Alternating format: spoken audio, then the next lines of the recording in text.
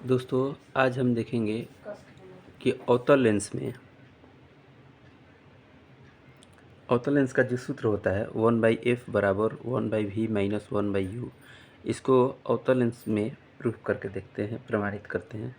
इस पर 10th class में क्वेश्चन भी आता है कि अवतल लेंस में लेंस सूत्र 1/f बराबर 1/v माइनस 1/u प्रमाणित करें।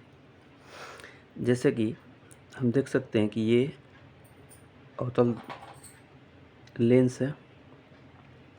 इसको हम किस प्रकार लिख सकते हैं कि माना कि एम एन जो है, एम और एन एक अवतल लेंस है। बिंदु ओ ये प्रकाशिकी केंद्र है। बिंदु ओ एक प्रकाशिकी केंद्र है। बिंब ए बी का प्रतिबिंब जो है ए डैश बी डैश है।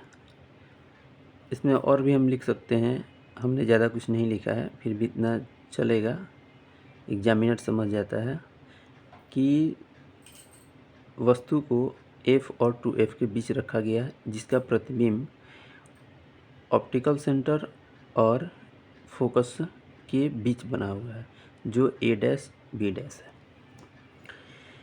हम देख सकते हैं कि OB जो है, O से जो B की दूरी है, ये वस्तु की दूरी है, जो हम U से प्रदर्शित करते हैं।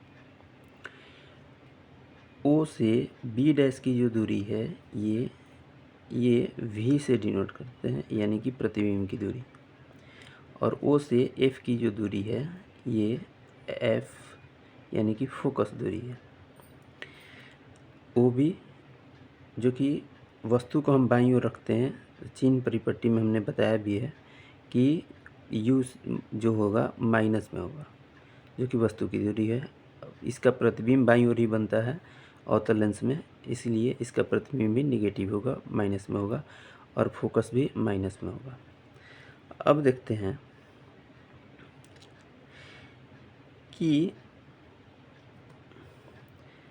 एक त्रिभुज ये बनता है कि AB जो वस्तु है एक प्रकाशिकी केंद्र है। तो जैसे कि ये O जो है आपका प्रकाशिकी केंद्र है, AB जो है वस्तु है, एक यहाँ पर इसका प्रतिबिंब बना हुआ है जो A डैश B डैश है। तो एक तो बड़ा वाला त्रिभुज है ABO, और दूसरा त्रिभुज है A dash B dash O। ये त्रिभुज एक बड़ा वाला त्रिभुज।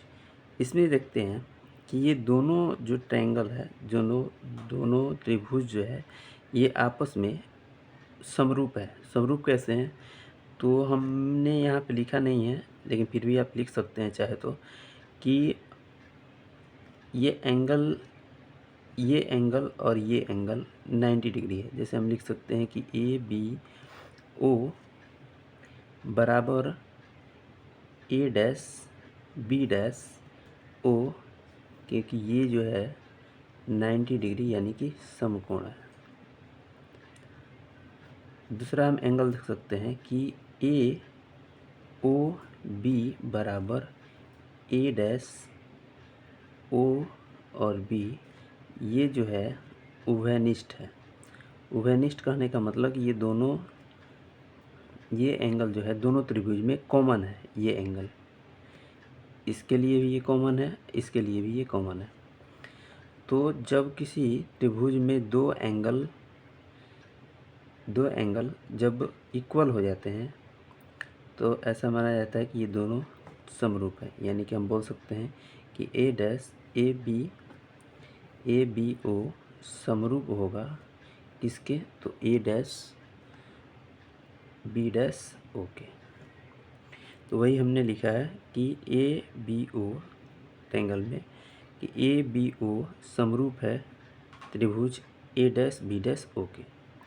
तो जब ये संगत भुजाएं हैं, जो इसका लंब है और ये इसका जो लंब है, ये दोनों अनुपात में चले जाते हैं। तो AB बटे A डैश B डैश बराबर इसका आधार BO, इसका आधार B डैश O। ये समीकरण नंबर 1। पुनः हम त्रिभुज देख सकते हैं यहाँ पर कि एक त्रिभुज बनता है COF1। हमने देखा COF1, जैसे कि हम फिर से देख सकते हैं कि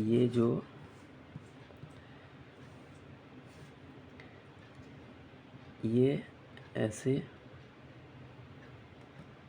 ये है आपका C, ये है O, ये है आपका F1।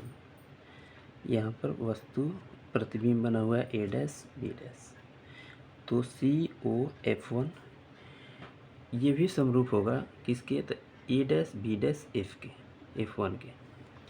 कैसे, उसी प्रकार ये 90 डिग्री है, ये 90 डिग्री है, ये दोनों त्रिभुज में ये F1 जो है कॉमन है। तो यहाँ पर भी हम लिख सकते हैं उसी प्रकार कि COF बराबर होगा A dash B dash F के, क्योंकि एंगल भी जो है 90 डिग्री है, यानी कि समकोण है। उसी प्रकार हम लिख सकते हैं कि एंगल CF1O बराबर होगा A dash F1 B dash के, क्योंकि ये F1 जो है क्या है, F1 जो है उभयनिष्ठ है, यानी कि दोनों में कॉमन है। तो ये लिख सकते हैं कि COF1 समरूप है किसके, तो ये समरूप है त्रिभुज A dash B dash F के। ये दोनों संगत जो भुजाएं हैं, ये इनका अनुपात होता है, यानी कि CO बटे में A dash B dash, CO बटे में A dash B dash equal होगा किसके, तो ये OF1 और B डैश F के, तो OF1 B डैश F के।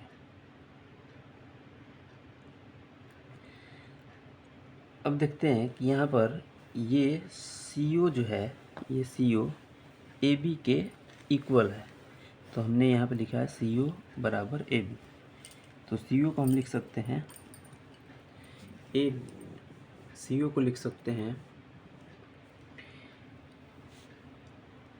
AB, क्योंकि ये CO जो है बराबर है AB के। तो AB बटे A dash B dash OF1 बटे में B डैश F। तो अब ये समीकरण हो गया 2, ये पहला समीकरण था।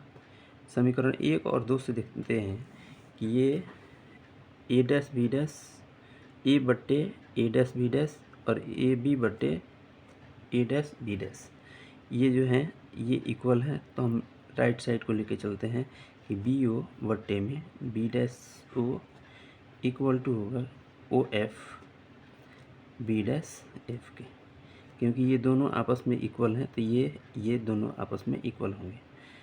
तो हम देखें कि हमने स्टार्टिंग में देखा कि OB को हमने माना है -U, यानी वस्तु की दूरी। OB डैश को हमने माना है -B, यानी कि हम एक बार लिख लें कि OB हमने माना है -U, OB डैश हमने माना है -B और OF1 हमने माना है -F, क्योंकि फोकस दूरी था। तो अब पुनः हमने यहाँ पर ऊपर वाले जो हमने लिखा था कि वस्तु की दूरी, प्रतिबिंब की दूरी, फोकस की दूरी, यहाँ पर हमने फिर से लिख दिया है। अब इसको हम लिखे तो BO या OB, ये OB भी लिख सकते हैं या BO भी लिख सकते हैं। इसको B डैश O लिखें या OB लिखें, इसको OF लिखें, OF1। एक चीज़ हमको चेंज करने की ज़रूरत है कि ये दूरी B डैश F हमको मालूम नहीं है, तो B डैश F निकालेंगे कहाँ से।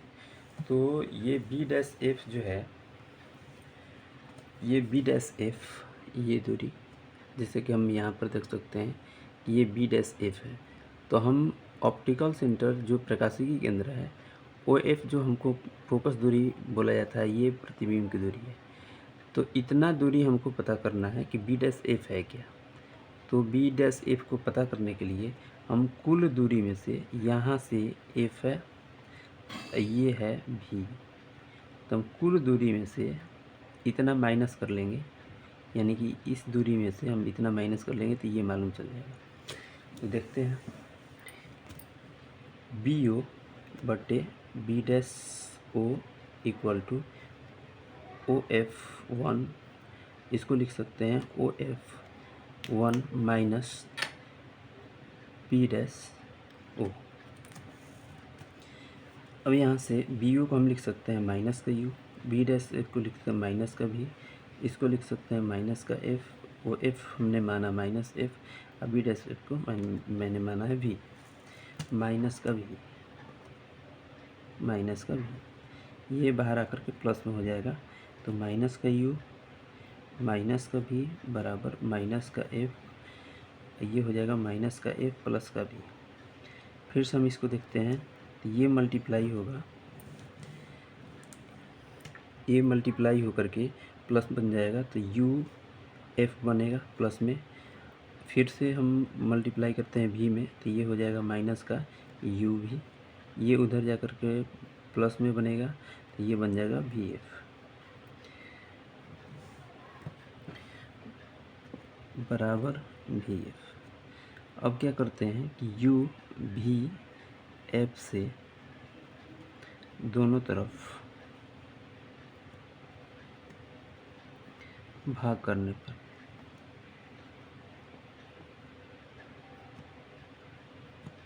तो यू एफ बाई यू भी एफ माइनस यू भी